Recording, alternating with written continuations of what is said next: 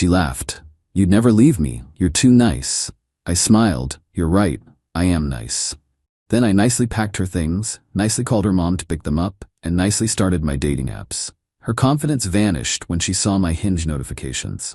I, 31 male, had been with Natalie, 29, for 5 years, living together for 3. And last Thursday, she basically told me I was her doormat. We were having dinner after she'd come home 2 hours late. Again. No text, no call. When I asked where she'd been, she rolled her eyes. Out. God, you're so needy. I made dinner. It's cold now. So microwave it. I didn't ask you to cook. I set down my fork. Nat, this is the 4th time this week you've been hours late without letting me know. She actually laughed, threw her head back and laughed. What are you gonna do about it? Leave me? She took a sip of wine, smirking. You'd never leave me. You're too nice. You literally apologize when other people bump into you. You're not capable of breaking up with anyone. The way she said it, like it was a fact, like my kindness was weakness, like she had me figured out completely. I smiled. You're right. I am nice. See? You can't even argue with me properly. She got up, leaving her plate untouched. I'm going to shower. Maybe order us something better than this. She walked away typing on her phone, probably texting whoever she'd been with. I sat there, looking at the dinner I'd spent an hour making. Chilean sea bass with asparagus, her favorite, or what used to be her favorite, back when she cared about things like that. You know what? She was right. I am nice, so I decided to be the nicest ex-boyfriend she'd ever have. Update 1 Friday, I took a personal day from work, had things to do. First, I went to HomeGoods and bought some really nice boxes. Not cardboard, the fancy fabric storage ones with lids. If I was going to pack her stuff, I was going to do it nicely. I carefully folded every piece of her clothing, organized by type, wrapped her jewelry in tissue paper, bubble wrapped her collection of ceramic owls, don't ask. Even included a detailed inventory list in each box, color-coded. By noon, her entire existence in my apartment was neatly packed into 12 pristine boxes, stacked in the living room like a designer display. Then I called her mom, Deborah. Hi Deb, it's Ryan. Hope you're well. Ryan, how lovely to hear from you. How's my daughter treating you? That's why I'm calling. Natalie and I have decided to part ways. I've packed all her things very carefully, and I was wondering if you could pick them up tomorrow. I'd really appreciate it. Silence. I'm what? You're breaking up? Yes, she helped me realize some important things about myself. I've got everything ready for pickup any time after 10 a.m. tomorrow. Would that work? Ryan, what happened? This seems so sudden. Not really sudden, Deb. Just overdue. So tomorrow at 10? Yes, of course. Ryan, are you okay? Never been better. See you tomorrow. Then I did something I hadn't done in 5 years. Downloaded dating apps, all of them. Hinge, Bumble, Tinder, even that weird one for people who like farmers. Spent the afternoon setting up profiles. Used recent photos, including one from my buddy's wedding where I actually looked pretty good. Bio was simple. Recently single, genuinely nice guy, apparently too nice, excellent cook, has own apartment, emotionally available. By 6 p.m. when Natalie came home, I had 37 matches and my phone was buzzing with notifications. Why are there boxes in the living room? She dropped her purse, staring at the neat stack. Your things. Your mom's picking them up tomorrow. She laughed, that same condescending laugh from yesterday. Okay, what's this? Some kind of statement? Trying to scare me? My phone buzzed. Hinge notification. No statement, just being nice. I packed everything really carefully, even bubble wrapped your owls. Ryan, stop being dramatic. We both know you're not actually. Another buzz, then another. What's that sound? Dating apps. I showed her my phone screen. 6 new matches in the last hour. Her smile faltered. You're on dating apps? While I'm standing right here? Well, yeah, I'm single now. We didn't break up. We did when you told me I was too nice to leave you. Turns out nice people can make decisive choices too. Who knew? She grabbed my phone, eyes widening at the screen. Madison wants to meet for coffee? Who the hell is Madison? Grad student, likes cooking and hiking. We matched an hour ago. You matched an hour ago? Actually, she super liked me, said my bio was refreshingly honest. Update 2 Saturday was eventful. Natalie didn't sleep in our bed. She stayed on the couch, furiously texting all night. I know because I could hear the aggressive tapping. Woke up at 8, made myself a nice breakfast. Eggs Benedict with homemade hollandaise. The smell must have woken her up. You're seriously doing this? Doing what? Making breakfast? Breaking up with me? Oh, that. Yeah, that happened Thursday night when you explained how I'd never leave you. I was just talking. I didn't mean it. Seemed pretty clear to me. At 10 a.m. sharp, the doorbell rang. Deborah and Natalie's dad, Frank. Ryan. Deborah hugged me. You look good.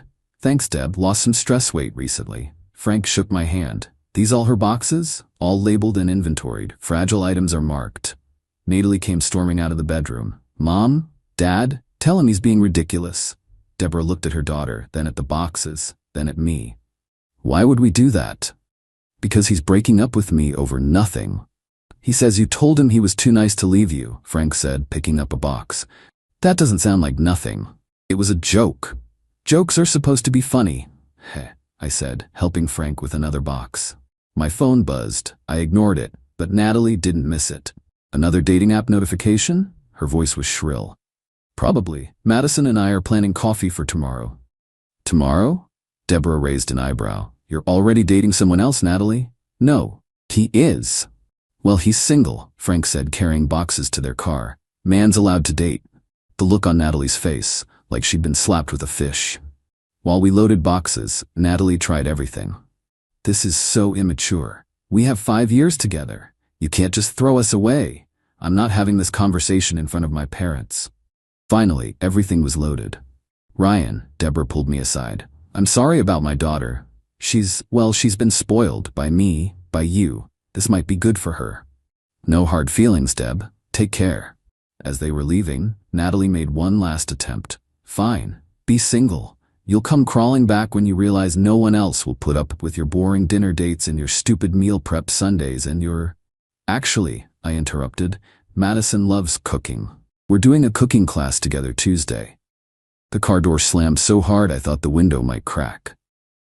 Update 3 Sunday was peaceful. Slept in, meal prepped for the week, went for a run. Madison and I had coffee. She was cool, PhD in environmental science, laughed at my bad jokes, and didn't check her phone once during our 2-hour conversation. Monday, the text started. Natalie, 7 a.m., we need to talk. Natalie, 9 a.m., this is childish. Natalie, 11 a.m., I'm coming by after work. Me, your key won't work. Change the locks. What? Being nice to my future self. Natalie, TM, my therapist says you're being emotionally abusive. You don't have a therapist. I do now. Good for you, growth is important. Radio silence until 6 p.m. when she showed up at my door. Let me in. No thank you. Ryan, stop this, I get it, okay? You made your point. What point would that be? That you can leave me? Fine, point made. Now let me in, and we can work through this. Nat, there's no we anymore. Because of one comment? Because of 5 years of comments. That one just clarified things. She changed tactics, voice going soft. Baby, remember our trip to Miami? Remember how good we were? That was 3 years ago. We can be that again. Can we? When was the last time you said something nice to me?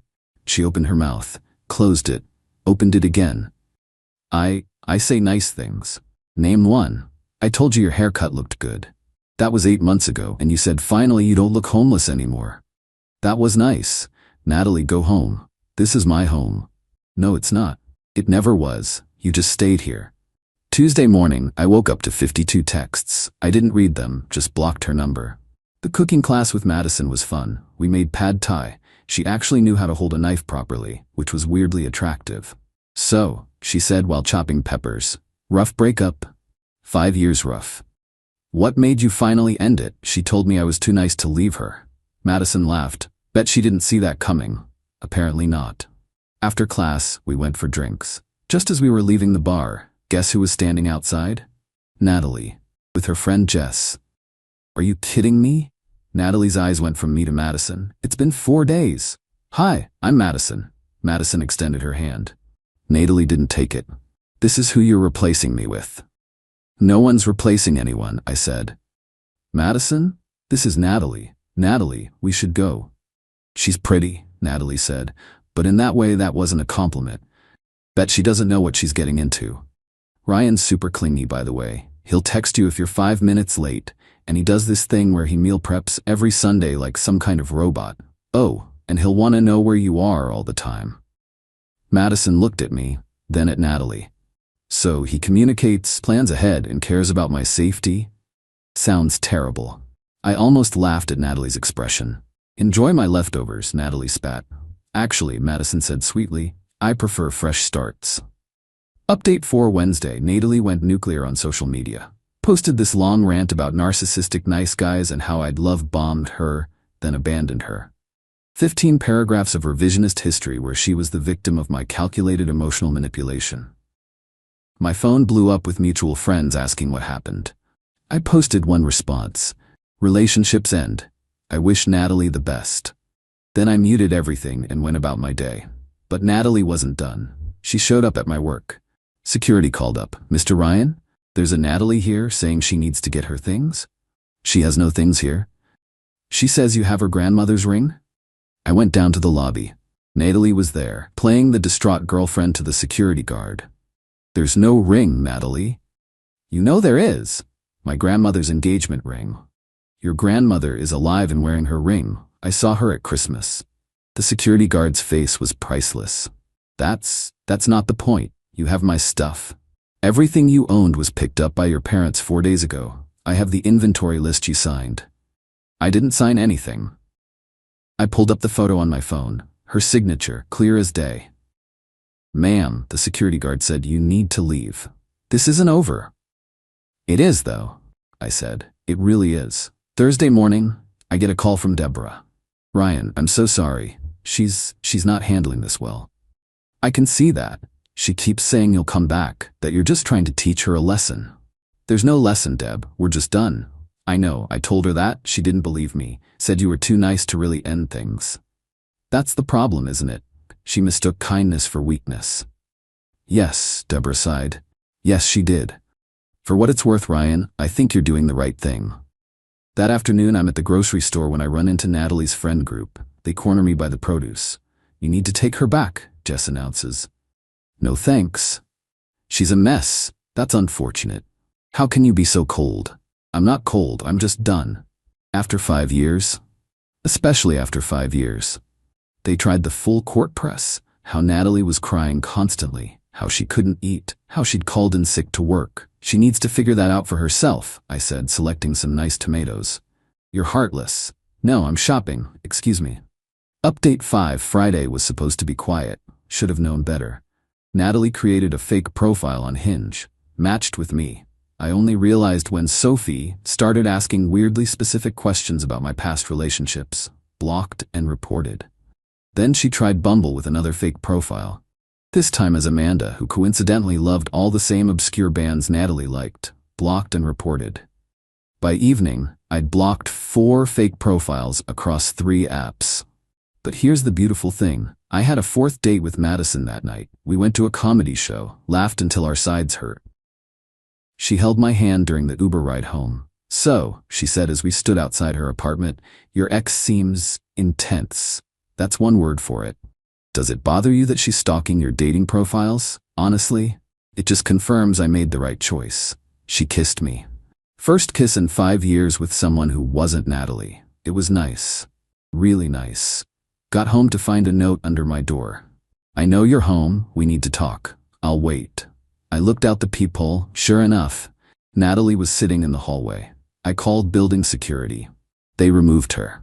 She screamed the entire way out that I was emotionally abusing her by abandoning her. Saturday morning, woke up to an email from a lawyer. Natalie was claiming I owed her for 5 years of domestic partnership. Wanted me to pay her $30,000 for lost time and opportunity.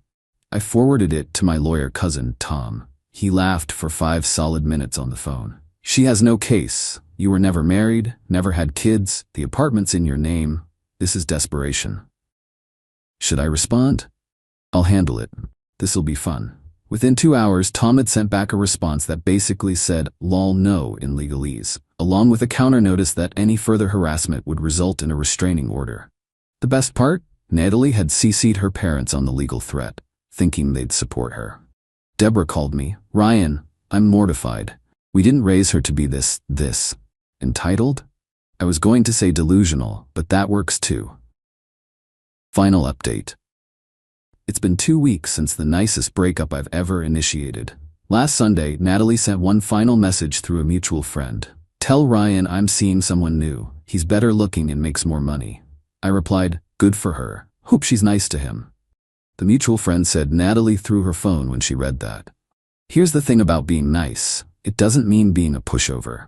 It means treating people with respect, including yourself. It means setting boundaries kindly but firmly. It means walking away from someone who confuses kindness with weakness. Natalie's still posting cryptic quotes about narcissists and fake nice guys on social media. But I noticed something interesting. She's also posted 3 different cooking for one photos. Guess she's learning to feed herself finally. Madison and I are taking things slow. She cooked dinner at my place last night, made this amazing mushroom risotto. We ate it while it was still hot, both of us at the table, phones put away, just talking and laughing. "You know what I like about you?" she said. "My devastating good looks, my collection of properly labeled spice jars. You're genuinely nice, but you also respect yourself." It took me a while to figure out those aren't mutually exclusive. Worth the wait, though? Definitely. Ran into Natalie yesterday at the coffee shop. She was with some guy who looked like he wanted to be anywhere else. She saw me, grabbed the guy's arm possessively, and laughed too loudly at something he said. I waved, nicely. She stopped laughing. The guy looked confused. Madison, who was with me, waved too, also nicely. Natalie left without ordering. "That was fun," Madison said. "I'm just being nice." The nicest. Deborah texted me last night. "Natalie moved back home. She's been telling everyone you were abusive for ending things so suddenly. Nobody believes her. Even her friends are tired of hearing about it. She can't understand why you won't take her back. Keep saying you were too nice to really be done with her." I didn't reply. There was nothing to say. Being nice doesn't mean you have to accept poor treatment. It doesn't mean you can't have boundaries. It doesn't mean you're weak. It just means that when you pack up someone's stuff after they've taken you for granted for 5 years, you use the good boxes. You label everything. You call their parents politely, you wish them well, and then you change the locks, download dating apps, and move on with your life. Nicely. The funniest part? Natalie was right about one thing. I really am too nice.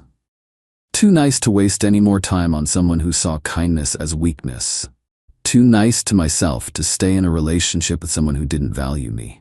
Too nice to deny myself the possibility of meeting someone who actually appreciates a partner who cooks dinner and communicates and cares. So yeah, Natalie, you are absolutely right. I am too nice, and that's exactly why I left.